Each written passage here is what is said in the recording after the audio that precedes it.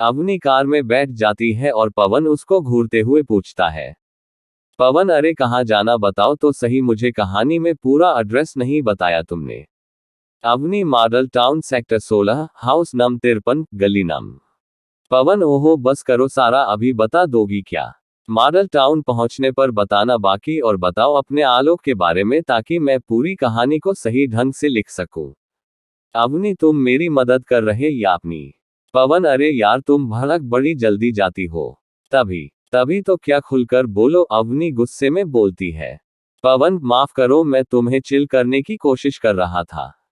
घर जाकर तो माफी का झमेला होने ही वाला है। अच्छा यार, अपने घर वालों के बारे तो बता दो ताकि उसी तरह समझा सकूं।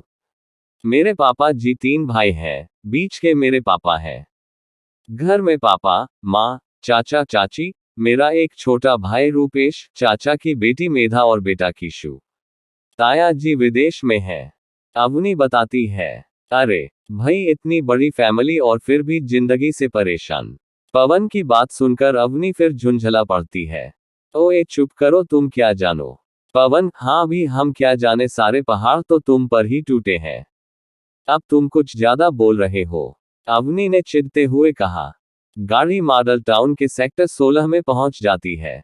पवन, हाँ क्या नंबर बताया था घर का? अवनी, 53, गली नंबर 2, सामने वाली गली में ही है। अरे ये रूपेश और उसके दोस्त तो शायद मुझे ही ढूंढ रहे हैं। पापा जी ने भेजा होगा।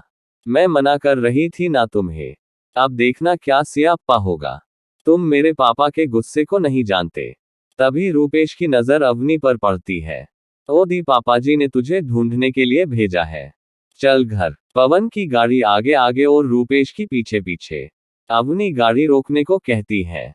गाड़ी रुकती है। अवनी और पवन गाड़ी से उतरते हैं। रूपेश गाड़ी से जल्दी से उतरकर पवन को पकड़ लेता और गुस्से में बोलने लगता है। तभी अवनी रूपेश को पकड़ लेती है। पापा और चाचा है ना घर में, हम घर में चल रहे हैं। रूपेश गुस्से में, अच्छा ठीक है, गाड़ी की चाबी दिलवा इस लड़के से। अवनी, क्यों, गाड़ी की चाबी क्यों? इतने में ही पवन गाड़ी की चाबी रूपेश के हाथ में रख देता है। रूपेश, अवनी और पवन घर में दाखिल होते हैं। जैसे ही पापा और चाचा अवनी के साथ में एक लड़के को देखते हैं, तुरंत पापा जी बंदूक और चाचा जी तलवार ले आते हैं। पहले तो ये सब देखकर पवन डर जाता है, फिर हिम्मत जुटाकर सभी से हाथ जोड़कर कहता है, अवनी को माफ कर दीजिए। अवनी भी पापा और चाचा से माफी मांगती है। तभी माँ और चाची भी दौड़ी दौड़ी अंदर के कमरे से आती है। अवनी की माँ अवनी को देखकर रोने लगती है। चाची, इस मुंडे के साथ ही भागी थी न, शादी छोड़कर। अवनी की माँ अवनी के पापा से कहती है, एक बार मेरे कहने पर कुडीनू माफ कर दो, अब नहीं करेगी गलत काम। अपने बच्चे घर आ गए, रब का शुक्र है। अब अच्छा मुहूर्त निलवाकर इनका ब्याह कर दो। बच्चों की मर्जी में ही हमें खुश रहना है। पापाजी गुस्से में है, तुम्हारे लाड़ प्यार ने इस लड़की को हिम्मत दी है। पवन जी माफ कर दीजिए। पापाजी पवन की ओर देखते हुए, चलो ठीक, अपने पिताजी जी का नंबर दो, मैं उनसे बात करूंगा। पवन जी, मैं एक लेखक है, मेरा कोई नहीं है, अकेला ही रहता हूँ। पापा देखो इस लड़की की पसंद, मुंडे का घर बार ही नहीं, कोई खानदान नहीं। तभी चाचा अवनी के पापा को समझाते हैं, कोई नहीं प्राजी, मुंडा ते चंगा है ना, हमें तो ब्याह के वास्ते यही चाहिए। बस करो अब, खुशियां मनाओ, नाचो गाओ। मैं पंडित के पास जाकर मुहूर्त निकाल कर आता हूँ। अवनी के चाचा जी की सब बातें सुनकर पापा जी कुछ ठंडे पड़ जाते हैं। तभी मौके को देखते हुए अवनी की माँ कहती, चलो चलो बच्चों, भूख लगी होगी, नहा धो लो। पवन और अवनी अंदर के कमरे में चले जाते हैं। तुरंत ही पवन अवनी को एक तरफ ले जाते हुए, ये क्या था? पवन, कुछ बोली क्यों नहीं? तुम मेरे साथ थोड़ी ना भागी थी, सब सच बताओ अपने घर वालों को। अवनी, हाँ हाँ सब्र करो थोड़ा, अभी माहौल गर्म है, मैं मौका देखकर माँ को सब बता दूंगी। सब खाना खाते हैं। चाचा जी रूपेश को लेकर पंडित के पास चले जाते हैं। पापा जी आराम करने चले जाते हैं।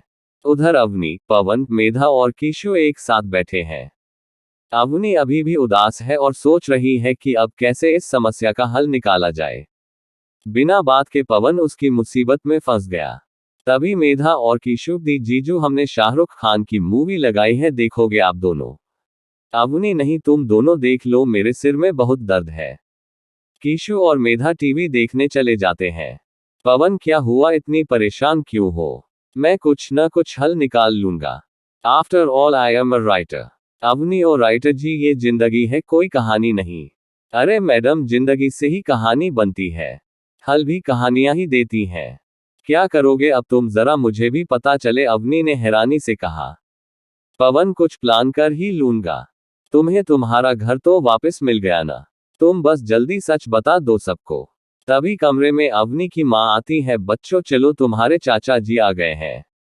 सब डाइनिंग रूम में बैठे हैं। पापा, चाचा चाची, माँ, रूपेश सभी ब्याह की बात कर रहे हैं। पंडित ने ब्याह की डेट ठीक नवरात्रों के बाद पूर्णिमा की निकाली है, आज से ठीक 12 दिन बाद। सब खुश हैं, ब्याह की तैयारियों में लग जाते हैं। रात होते होते अवनी और पवन सोच विचार में डूबे हैं। पवन मदद करने पर झमेला में फंस जाता है। अवनी को माफी तो मिल गई, उसके चुप्पी ने सारा काम खराब कर दिया। पवन मन ही मन रात को भागने की प्लानिंग करने लगता है। गाड़ी की चाबी तो पता नहीं रूपेश नहीं देगा। चलो कोई नहीं, गाड़ी के बारे में बाद में देखा जाएगा। अभी इस मुसीबत से बाहर तो निकलूं, नहीं तो ये शादी करवाकर मानेंगे। क्या पवन भागने में कामयाब हो पाएगा या उसकी जबरदस्ती शादी हो जाएगी? अगला भाग जल्द ही आ रहा है। अगला भाग देखने के लिए चैनल को सब्सक्राइब करें।